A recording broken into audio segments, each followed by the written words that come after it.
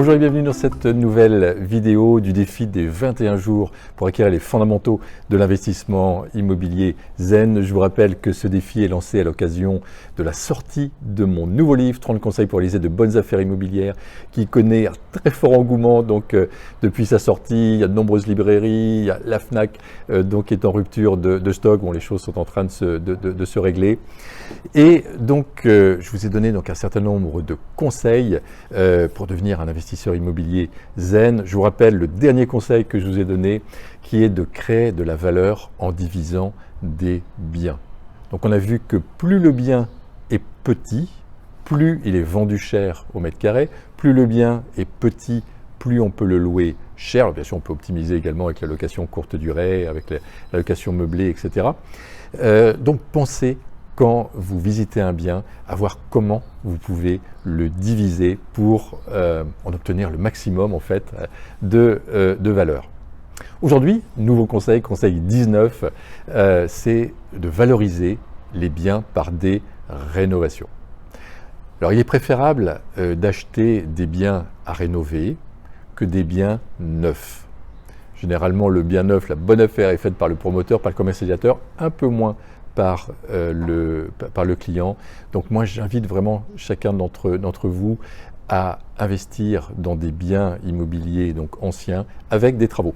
Pas nécessairement des gros travaux, moi je suis plutôt partisan d'éviter les gros travaux qui demandent des permis de construire, etc. C'est une possibilité, mais souvent c'est un petit peu plus long. On peut simplement acheter des biens avec un peu de travaux. Certains donc parlent de home staging, c'est Stéphane Plaza qui a beaucoup parlé de ça donc dans ses émissions sur l'immobilier, mais c'est vrai que ça permet de créer de la valeur en harmonisant le lieu, en donnant un effet coup de cœur. Donc souvent il y a relativement peu de travaux dans le home staging, mais ça change tout, ça change la perception du bien de la part d'un acquéreur ou de la part d'un futur locataire. Ce que je vous invite à faire, bien sûr, quand vous sélectionnez le bien sur lequel il y a des travaux, c'est d'être le plus prudent possible, de vous déplacer avec un professionnel au moins au départ, un architecte, un maître d'œuvre ou un artisan qui va pouvoir estimer au mieux donc le montant des travaux. Et puis après, une fois que vous connaissez les choses, vous savez que une cuisine à changer c'est tel montant, vous savez qu'une salle de bain à refaire complètement c'est tel montant, et donc vous avez moins besoin en fait de conseils de professionnels. Mais quand on démarre, c'est important d'avoir le professionnel donc à nos côtés.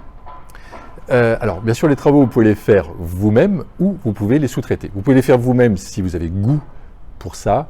Moi je suis plutôt partisan de sous-traiter les travaux de rénovation parce que c'est du temps, c'est beaucoup de temps, et je pense qu'en tant qu'investisseur immobilier, eh bien on utilise mieux notre temps à rechercher des biens, à imaginer des biens le plus rentable possible. Mais tout dépend en fait de ce qu'on aime faire. C'est toujours pareil. Si certains d'entre vous aiment profondément faire des travaux de rénovation, pourquoi pas. Encore une fois, d'une manière générale, il est préférable de faire simplement les travaux le coup de propre qu'on va mettre au dernier moment, peut-être le changement des revêtements de sol, la peinture, ça, pourquoi pas, parce que ça peut être assez onéreux et chacun peut le faire. Mais sinon, d'une manière générale, je préfère donc déléguer les gros travaux. En revanche, je vous conseille de conserver une chose absolument, c'est le suivi des travaux.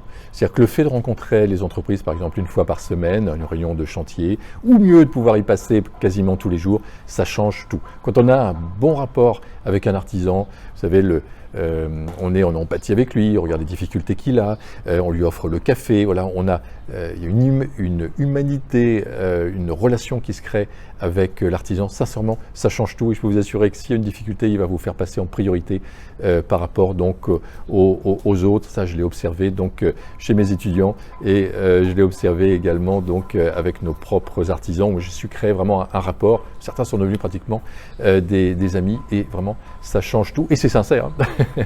c'est sincère. Alors le défi que je vous propose aujourd'hui, c'est d'identifier votre plus-value personnelle. Votre plus-value personnelle, est-ce que c'est faire des travaux? Est-ce que c'est suivre les travaux?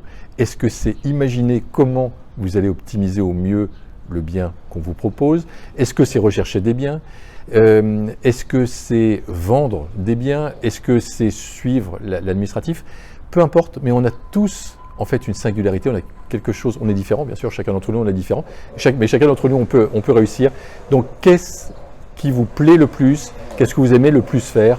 Et à ce moment-là, eh bien, déléguer le reste. Donc c'est le défi que je vous propose aujourd'hui, c'est identifier votre plus-value, votre singularité, votre potentiel à vous.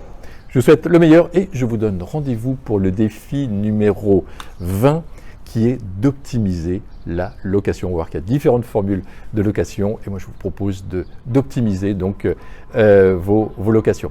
Je vous souhaite le meilleur et je vous dis à très bientôt donc pour une prochaine vidéo, un prochain conseil.